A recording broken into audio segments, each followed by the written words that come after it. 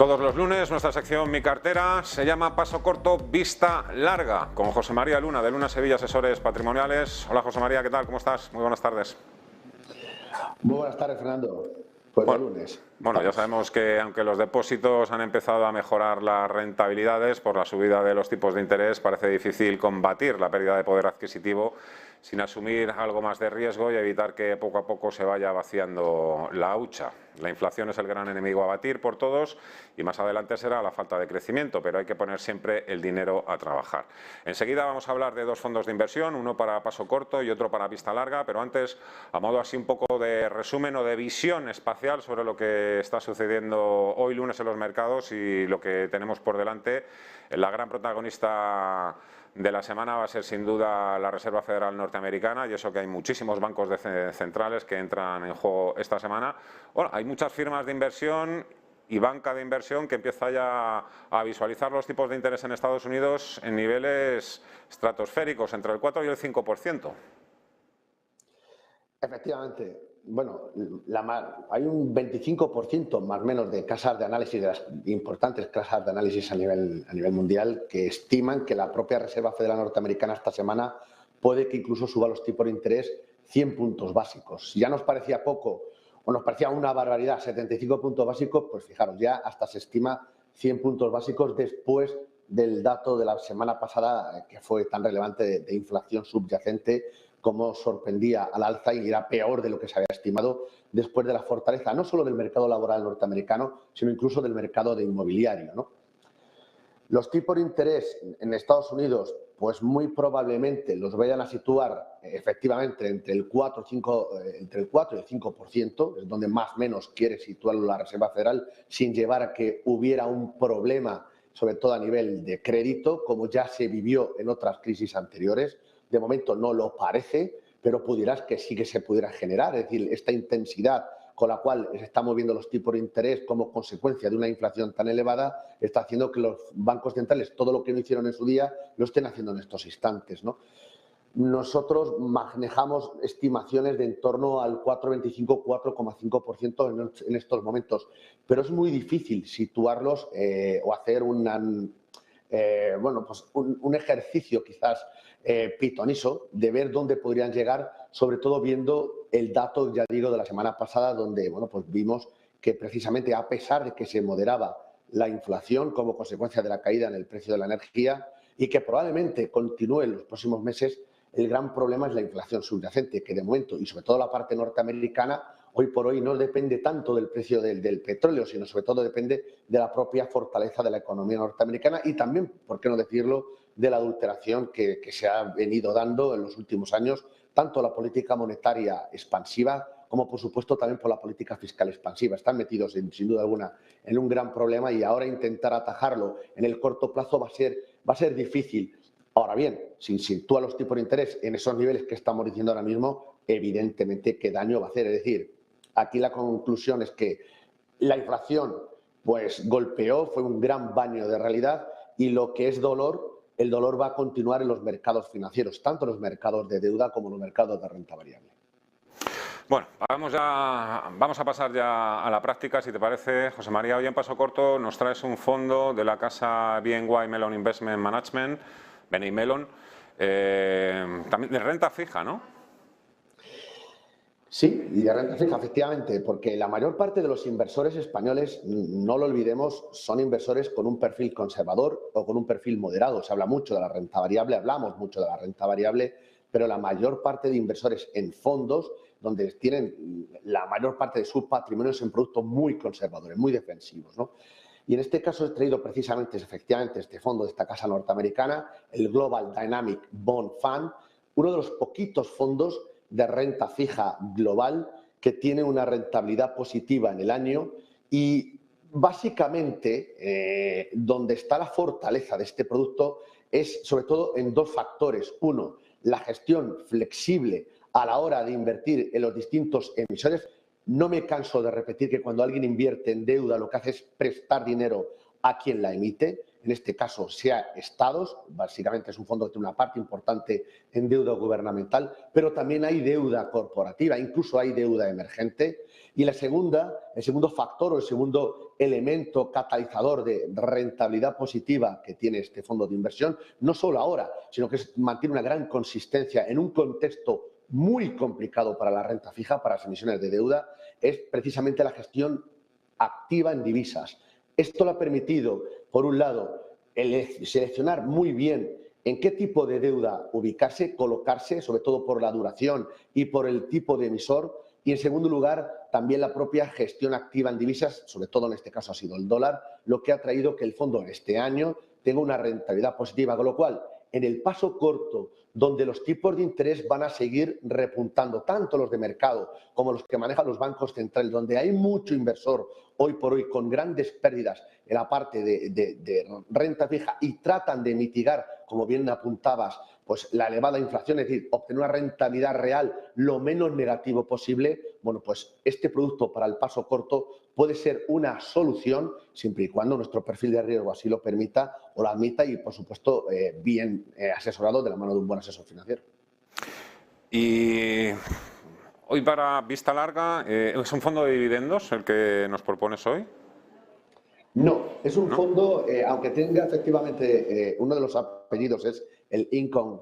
Este producto, que es de la antigua casa Investec, ahora mismo denominada 91, es un fondo que es un multiactivo, un mixto, podríamos decir, y lo que hace el producto es, a través de una diversificación, pero siempre con una vocación defensiva, no es un producto hiperagresivo, sino defensiva, invierte tanto en deuda, en renta variable, en divisas y en otro tipo de activos, sobre todo a través de opciones.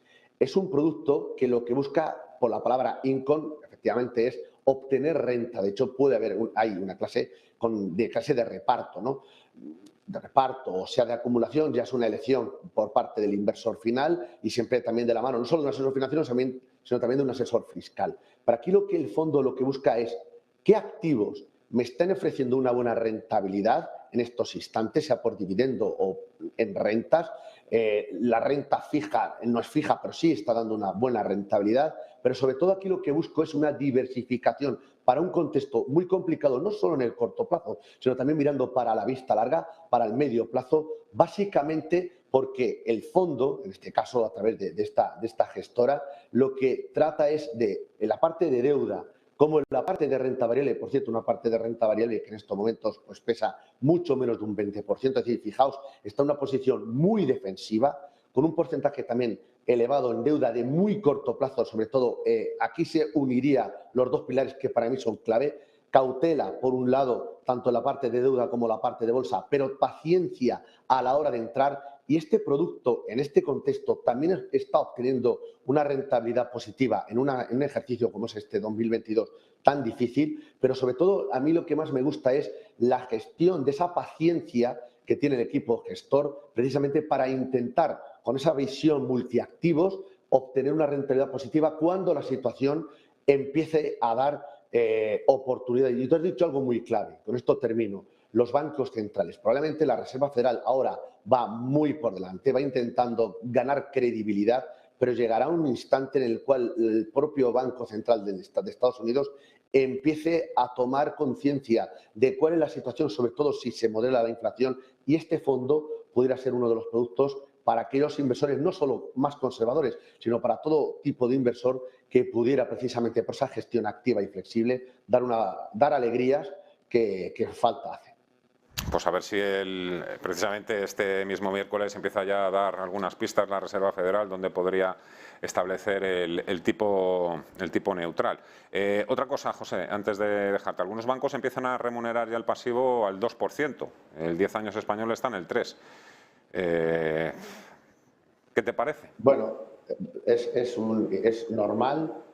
Es normal después de la subida de tipo de interés, es una forma de intentar remunerar al ahorrador, sobre todo al ahorrador más conservador, aunque yo creo que esto sirve para todo el mundo. Es cierto que los primeros que se han emitido hay que cumplir una serie de condiciones, que muchas veces no todo el mundo las cumple, una cierta cantidad, pero es un inicio. Es decir, venimos Es decir, es una vuelta a la vieja normalidad.